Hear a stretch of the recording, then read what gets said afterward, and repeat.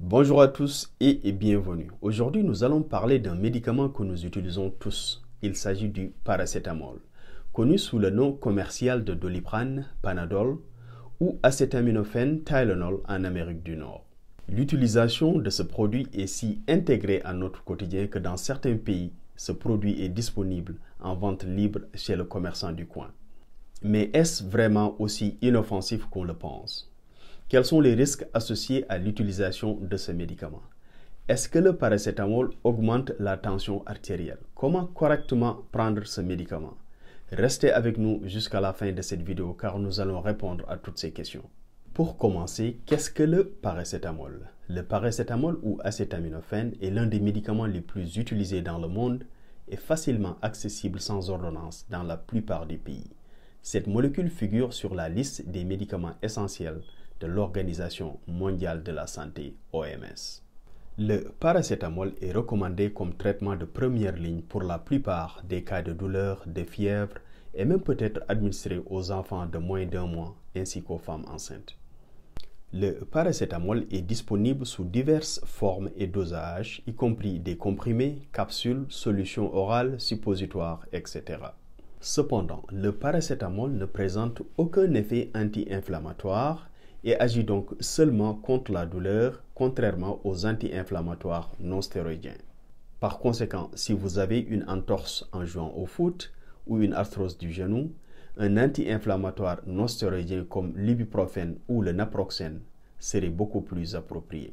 Mais le paracétamol est souvent préféré pour soulager la douleur, les maux de tête, pour baisser la fièvre, et surtout, c'est une bonne option pour les personnes qui ne tolèrent pas les anti-inflammatoires non stéroïdiens en raison de leur effet irritant sur l'estomac. Le paracétamol est également plus approprié pour les personnes âgées souffrant de douleurs chroniques.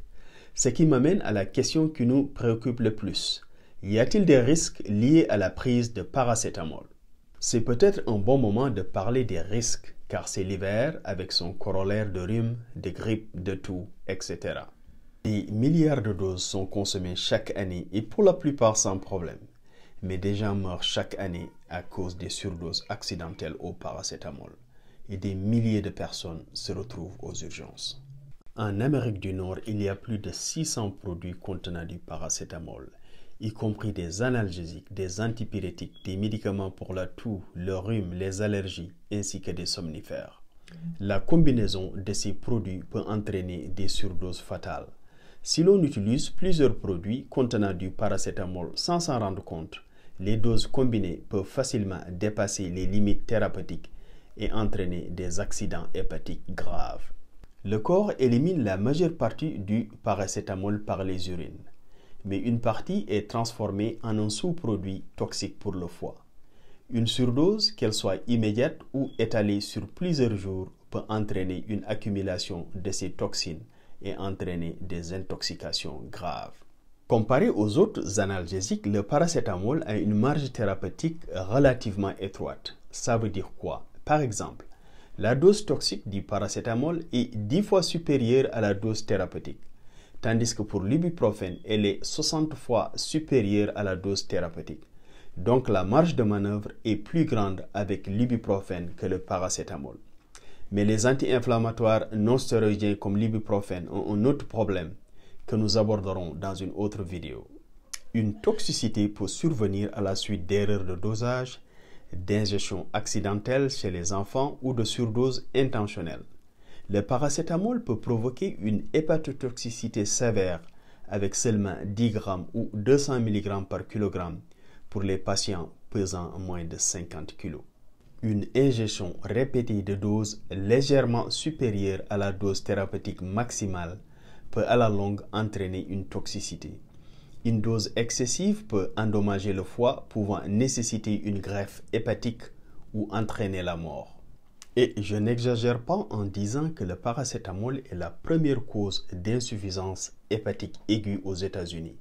C'est quand même préoccupant. Mais les études ont montré que ce problème est plus prévalent dans les pays où le paracétamol est en vente libre. Comment utiliser le paracétamol sans risque? Pour un adulte en bonne santé, la dose quotidienne maximale totale est de 4000 mg, soit l'équivalent de 8 comprimés de 500 mg par jour. Cependant, chez certaines personnes, des doses inférieures à cette limite peuvent être toxiques. Il est plus prudent de ne pas dépasser 3000 mg par jour, soit 6 comprimés de 500 mg par jour, en particulier en cas d'utilisation fréquente, et de ne jamais dépasser 1000 mg par dose, soit 2 comprimés de 500 mg par dose. Si vous prenez des médicaments pour le rhume ou la grippe, vérifiez si le médicament contient du paracétamol et ne vous fiez pas seulement au nom commercial. Identifiez le nom du principe actif. Connaître la dose par comprimé. Les comprimés en vente libre contiennent souvent 325, 500 ou 650 mg de paracétamol en fonction du pays où vous vivez.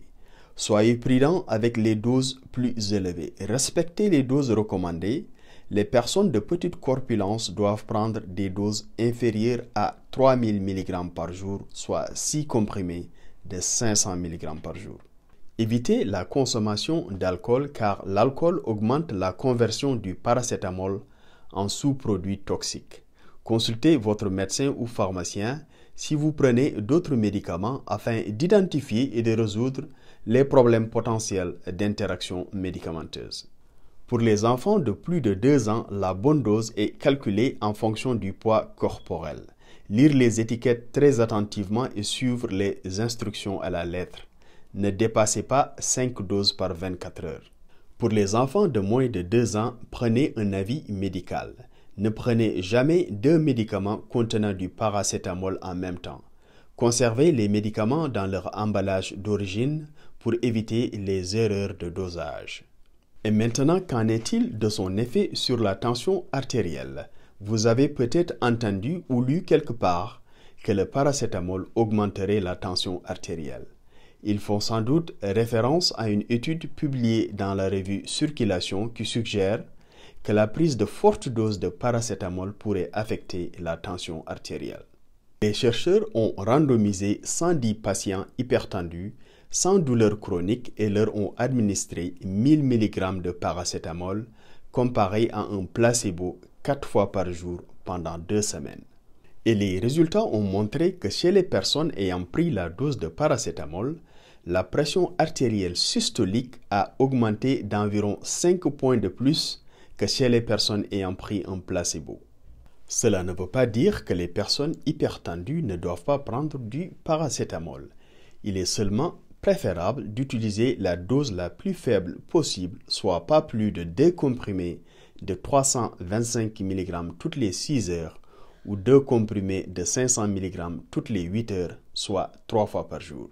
Si vous prenez régulièrement du paracétamol et que vous remarquez une augmentation de votre tension artérielle, discutez-en avec votre médecin.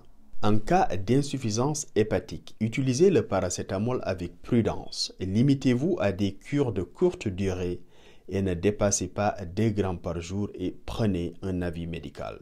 Pour résumer, le paracétamol est l'un des médicaments les plus utilisés dans le monde. Ce produit est largement disponible sans ordonnance, bien que l'accès varie considérablement selon les pays. C'est un médicament efficace et relativement bien toléré lorsqu'utilisé correctement, mais peut être toxique pour le foie si l'on dépasse les doses recommandées. Si le paracétamol était découvert aujourd'hui, les autorités réglementaires imposeraient sans doute des restrictions plus strictes que celles actuellement en vigueur en raison du risque d'hépatotoxicité. Prenez toujours l'habitude de lire les étiquettes et prenez l'avis de votre médecin ou pharmacien si vous avez des doutes. Et c'est tout pour aujourd'hui. Prenez votre santé en main. Si cette vidéo vous a plu, partagez, likez et cliquez sur le bouton d'abonnement avant de partir. Merci de nous avoir suivis. À très bientôt pour une nouvelle molécule.